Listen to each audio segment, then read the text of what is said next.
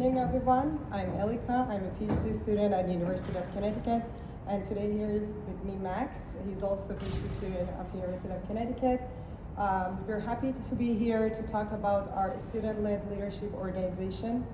And other members of the e-board are also here with me. So as Stacy mentioned, storytelling is very important. So I would like to start with a short story about a PhD student. So it's a real story, but it is a ChatGPT generated picture, sorry. So as you know, graduate students are so passionate about their research that they join universities and they started to do their research. But as the time goes, they all become so overwhelmed with the research that they have to do all coursework and everything. But on the other hand, they had a brilliant idea in their mind that they're always thinking how I can share this idea with other engineering students, with other majors, how I can lead a team and develop this idea into a real world problem and create a solution for that. So in our story, he's thinking, so how I can communicate, how I can lead a team, how I can learn to do that, until he finds a flyer is JLLA by us, for us, the student-led organizations that you can learn how to lead. So he became curious that what is that? I think you're also thinking, what is JLLA? So let me tell you, JLLA stands for John Lof Leadership Academy, which is started by the generosity of Professor John Lof, who donated money to UConn Foundation so we can have this student-led organization where a student can be in a safe environment and learn how to become a future leader and become the next generation of leaders in engineering. But how?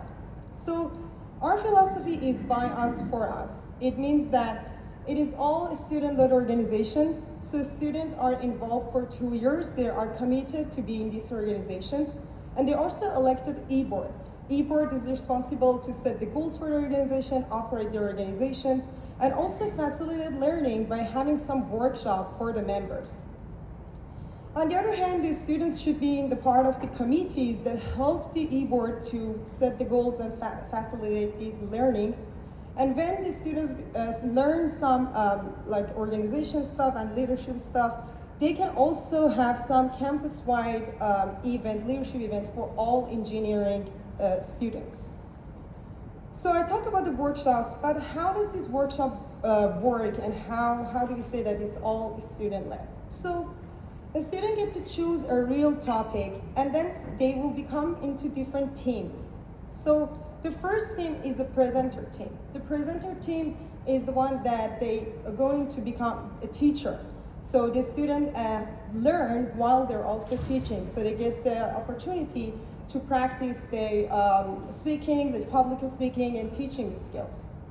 The other team is the speaker team. So the speakers team is responsible for finding an expert in the field and inviting them to the workshop so they can share their experience with the students.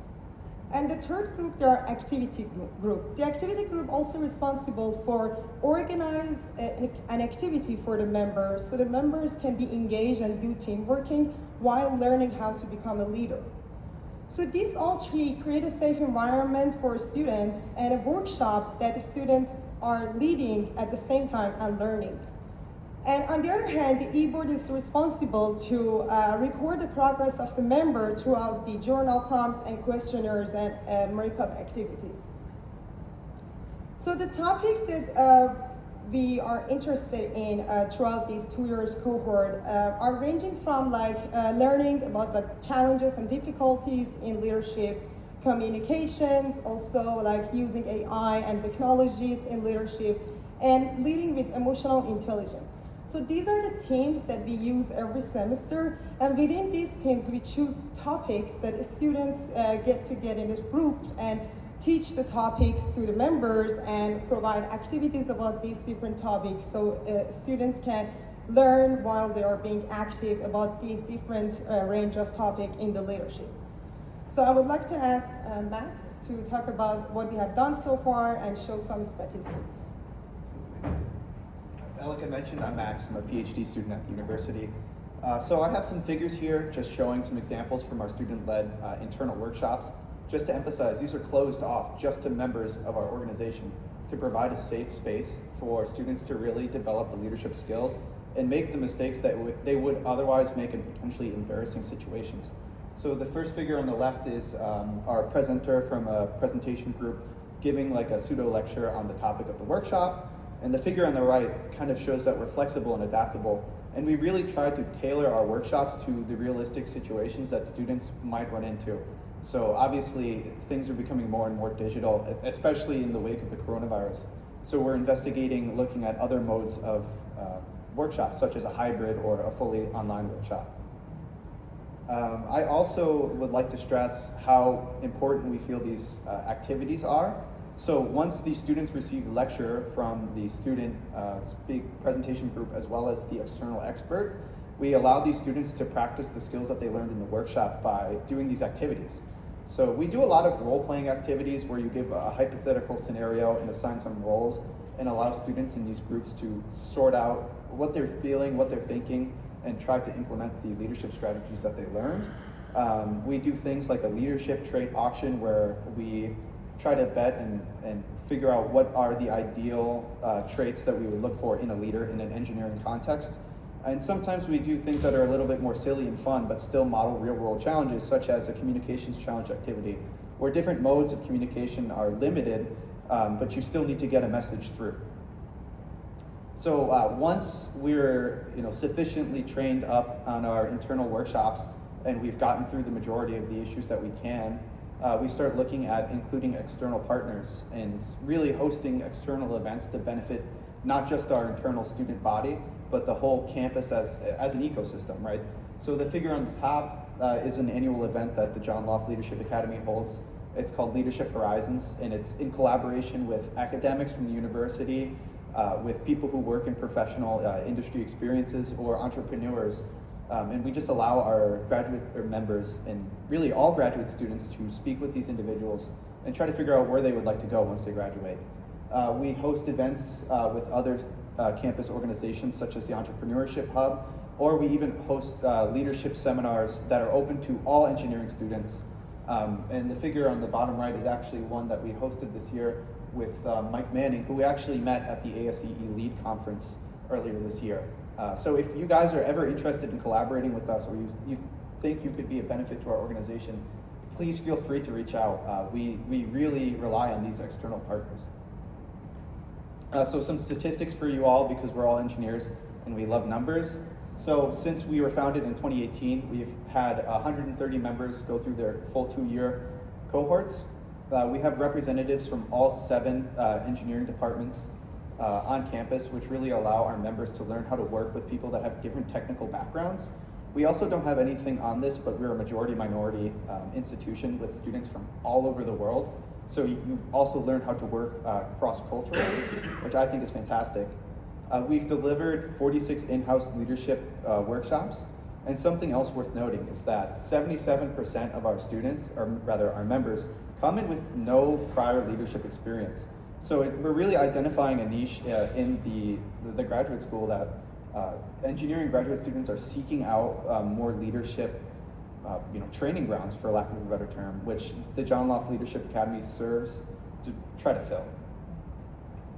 So we have some questionnaires and reports, and we found that the biggest self-reported growths fairly consistently in our organization are the soft skills that are really hard to train in traditional classroom environments, such as collaboration and teamwork, as well as communication.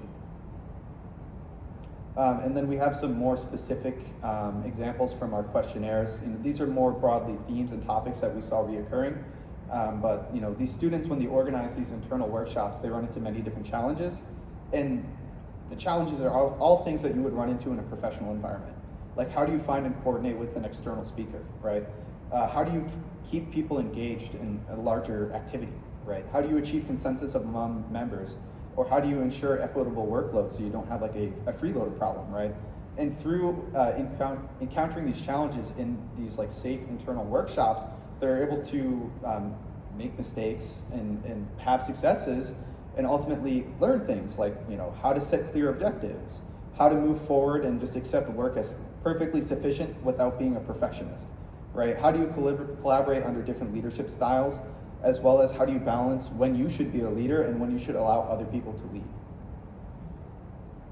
And I'd also like to point out something that we found was very beneficial for our members is providing some sort of incentive. So we provide awards to our outstanding members, from recognition and plaques to travel awards to allow them to attend conferences or other leadership professional development experiences. So really like a summary slide that really lays out the ethos of our organization. We feel it's very important to give students ownership, which allows them to set the topics they feel will benefit them the most and keep them interested and engaged. We tried to add as much structured responsibility by allowing leadership at a bunch of different levels. So the executive board, although we set the pace and the direction of the organization, we have so many different opportunities for our members to lead, such as our workshops and our committees, which once again give all these students different opportunities to make the leadership choices that they would otherwise make in a professional setting. We feel it's very important to continuously assess through reflection, as well as to connect our organization to the broader ecosystem, both to pull in professional experience from without and then ultimately teach the lessons that we learn in our organization to the broader campus. So I'd like to call back to the story that Elika told earlier about this PhD student. Having gone through the John Lof Leadership Academy, he should have the leadership skills necessary to be able to do the things that he wanted to do, like lead a team of people with a diverse background and technical skills in order to ultimately achieve his goals. So I thank you all for your time. I'd like to leave you all with a statement here. We ought to engineer leadership the same way that we engineer systems, by designing constraints that produce the behaviors we want. I'm also going to pull up a QR code.